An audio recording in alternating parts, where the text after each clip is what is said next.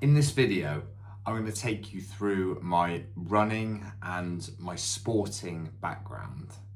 Now, why would I do this and why should you even care? So I'm going to be posting videos that relate to running, they relate to fitness, whether that be updates on what I'm doing or general advice based off my experience. And some people are gonna watch this, they're gonna listen to it, they might potentially even be influenced by it. So I think it's really important that before you even take any advice from me or make any opinions based on what I'm doing or judge yourself against what I'm doing, that you know exactly where that has come from and all of the context behind it.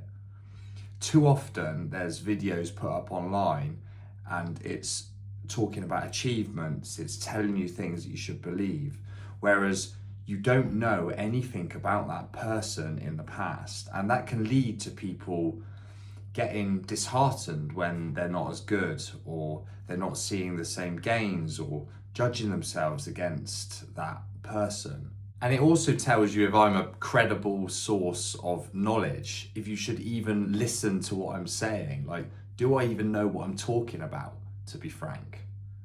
So my advice to anyone watching my channel, however many people that is now or in the future, is to watch this video before you watch the rest. Whether that happens or not, who knows?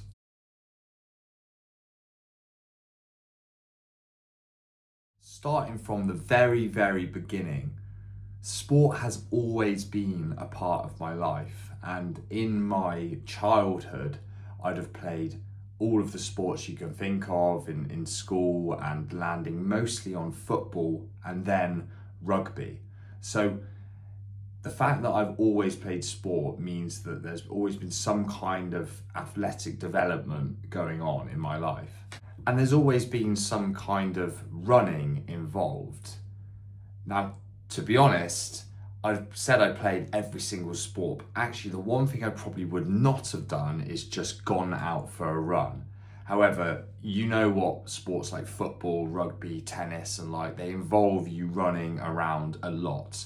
So it would have been constant, but never fully dedicated on running. What impact this has on my ability to run well in the future, I have absolutely no idea, but it has to play a part, I believe. From around the age of 16 onwards, strength training gets introduced, and that has remained the constant since I was 16 and I first started lifting weights in a gym. At this point, it is just exploring it, but also mostly for rugby and aesthetics, especially as I get into my university years, maybe 18, and my early career, my early 20s up until about 25, I would say. Strength training is an absolute constant, but is mostly for aesthetics and a little bit of how strong can I get. During these early 20s, not a lot of aerobic training is happening. I'm not going near a treadmill, it's purely weights. My hobbies are mostly partying, and the strength training is for that, basically. No sport is taking priority either. I'm just playing some recreationally for fun. So at this point, I'm 25. There's no signs that I have any potential as a good runner. All I have is a consistent history of playing sports, lifting weights, and just being active.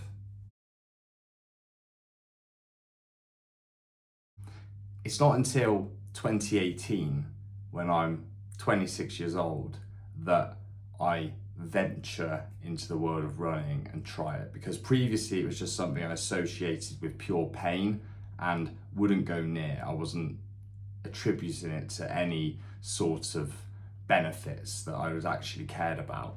So I meet my now wife, and she does a bit of running here and there. We go to the gym together, and she suggests that I go on the treadmill next to her. So I do that, and I actually have a very enjoyable experience. It exceeds my expectations, and I think that is because the treadmill holds you at a certain speed, whereas before I just run hard and associate running with pain. So I did that, I enjoyed the feeling, and that planted the seeds for what was to come.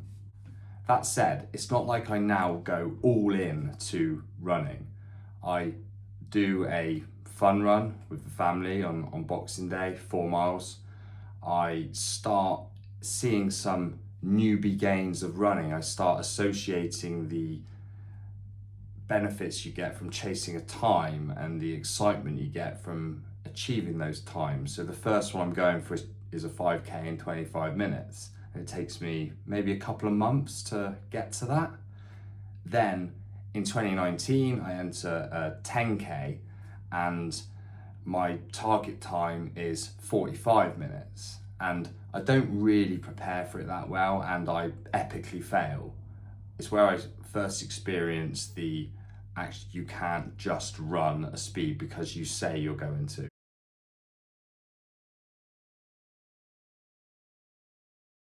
In 2020, two things happen.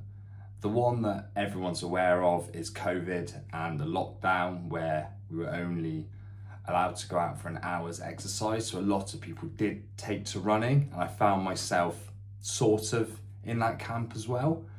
And the second, more specific to me, was that I got a Garmin watch. So it's actually where my data that I can now look back on begins. So I think, like a lot of people during COVID, I'm bored out of my mind, and as well as drinking a lot more, I'm also running, possibly to justify that drinking. And I'm doing intermittent 5 to 10Ks every now and again.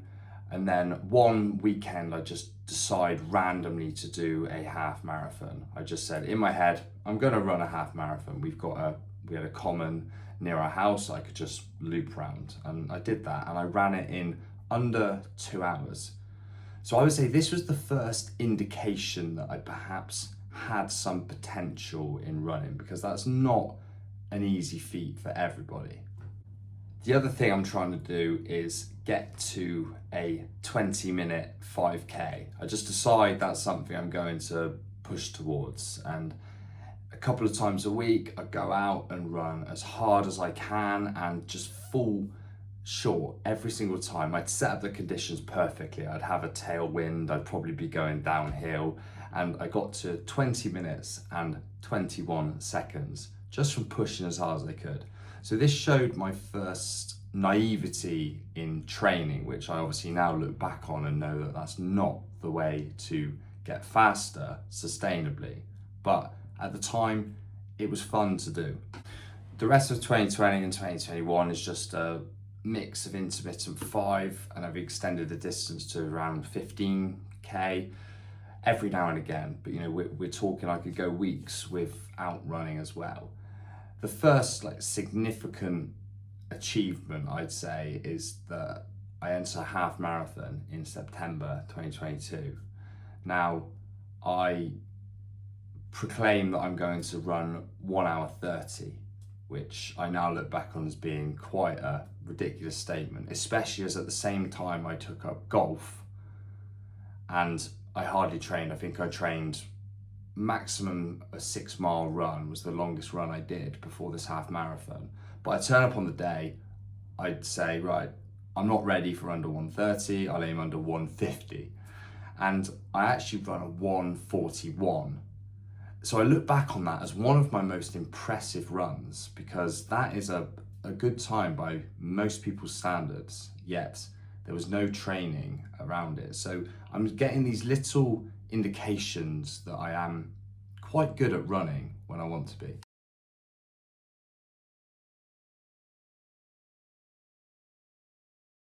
We enter 2023, and my running has been going for 5 years but it's been very inconsistent. There's been no structure to my training. I've got a history of setting over ambitious goals and then realizing that there's a lot more work required to get to these, but then still running pretty well.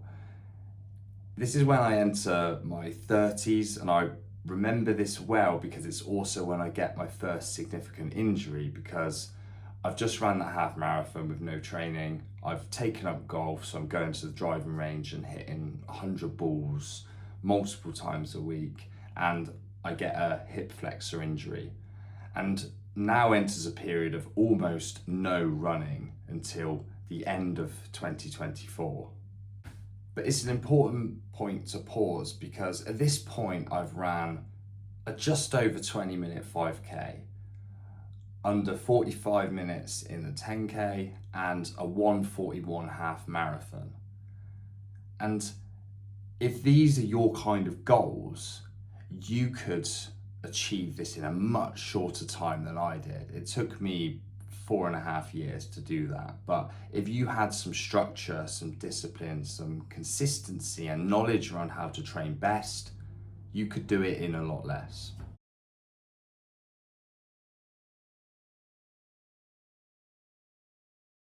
"2024 is when running gets really serious for me.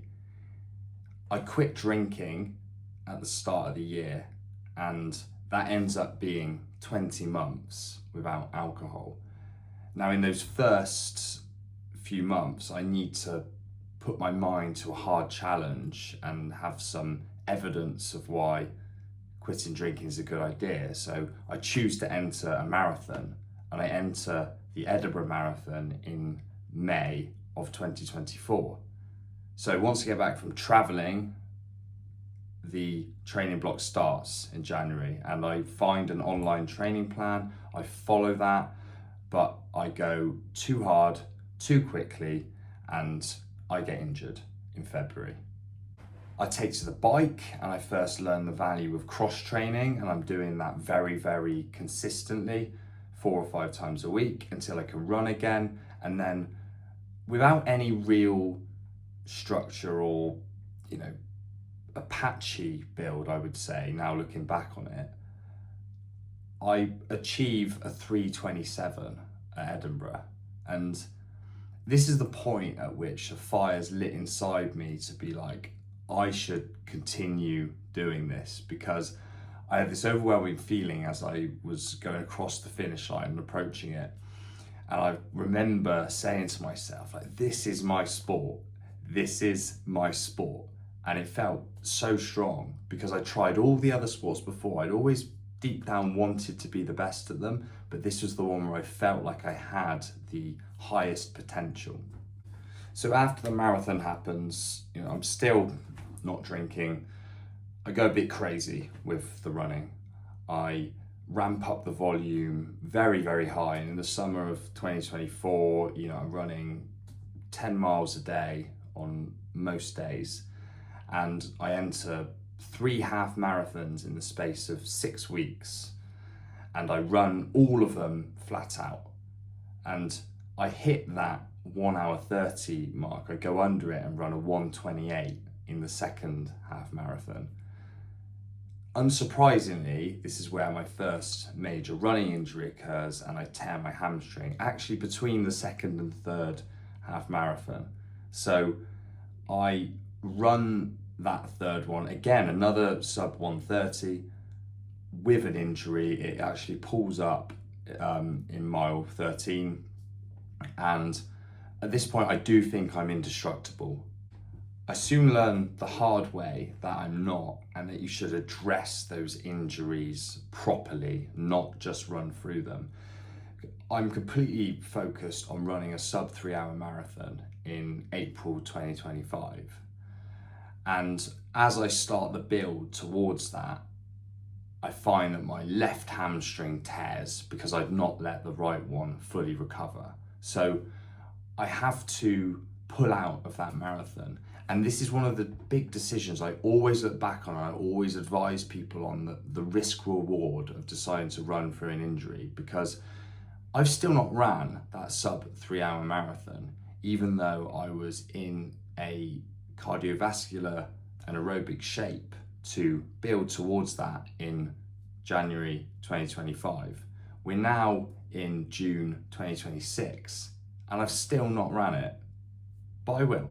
Because I've defined the marathon here as my North Star, I've got another one in the diary for September 2025, and I build towards that off the back of this hamstring injury, multiple hamstring injury, and I built some really, really good fitness, but I just have this underlying feeling that my body is not quite keeping up with the amount that my mind wants to run. So I start this marathon in September, and on paper, I'm fit enough to potentially run a sub 3, but I just don't feel right when I'm doing it. I sleep terribly before I run it. I cramp up with my hamstrings again with 8 miles to go, and I hobble over the line and I run a 3:09, which is a massive PB, but it doesn't feel like the effort I've put in terms of the volume and the mental drain it's had on me. It doesn't feel like it's justified. So straight away, I book my next marathon in April, and it's the same one I pulled out of in 2025. So I enter it again in 2026, and I get to Christmas and I've done a backyard ultra where I've run another 30 miles, again not letting myself fully recover from that September marathon. I'm feeling a bit of, calf niggles and potential injuries, but I'm holding back and managing to not let it escalate into a proper injury, but it's not right. Over Christmas, I take it really easy, and then in January, I go out on another long run, a first one back, and the calf is just playing up again. I just say, hey, this is not right. I need to fix something. I decide not to do that marathon, and a weight is lifted off my shoulders. I'm just like, wow, that's what it feels like to not have a marathon in the diary. I realized it was a bit all-consuming, which I'll do another video on. I get advised by my brother, who's a personal trainer, that this is the point where I should take a step back and do some focused strength training and really reduce the running volume, which I find very hard to compartmentalize and do because I'm very focused on running and running volume. But it turns out to be one of the best decisions I ever made. I spend January 2026 to March 2026 doing strength training, very, very low running volume. At the end, I do the Lisbon half marathon and I run a new PB of 1:26. I also enter a High Rocks at the end of April just for a bit of fun and variety, which I think is super important to introduce to your training because I got very, very monotonous by this point. And the last few months taking us up to today, which is the end of June 2026, have been a gradual and much more conservative build of volume. I'll do another video on specifically how to build volume sustainably, but now I'm really ramping it up much more slowly than when I look back to that period of the summer of 2024 and early 2025, where I just was peaking, and then you will see exactly where I've got injured. So now I'm building towards my next marathon build, which will be in November of 2026. And this will be a sub 3 marathon, I'm certain of it, unless there are any completely unexpected circumstances that take me out of training for a couple of months. I don't see how it cannot be achievable. And in that time also, I will be aiming to run a sub 18 5K, sub 38 10K, sub 124 half marathon. That will be a great 2026 for me. To summarize and bring it back to the relevant context for you and why you should or shouldn't listen to me. Overall, this is 8 years of running with 2.5 years being serious and consistent. What's kept me going is my desire for constant progress and the potential to be good, which keeps me motivated. But what has held me back is the tendency to overtrain and not listen to what my body is telling me. In terms of volume, during this serious phase, I've averaged around 50 kilometers per month, peaking at 90 kilometers a month for marathon builds. The 2 year period where I've pulled out of 2 marathons and only improved my half marathon PB by 2 minutes, that is the period that I'm trying to help you avoid. Because I was training for a sub 2:55 marathon in that April 2025. And one decision means that I've still not hit that time or got anywhere near it. So the reason I want to make content like this now is to find like-minded people that have the tendency to be a bit all of nothing, where your mind is likely to be the biggest problem when it comes to getting in the way of your running progress. And by listening to what I've done, you'll be able to avoid the mistakes that I've made and benefit from the knowledge I've gained from relentlessly researching how to get better at running over the past 2.5 years. So that's it for my running background. If you can think of anything that I've missed, or if as you're watching this you're wondering, oh, I'd love to know this about its context and background, just post it in the comments. Like and subscribe if you think you could find future videos useful, and I'll be keeping you posted with progress.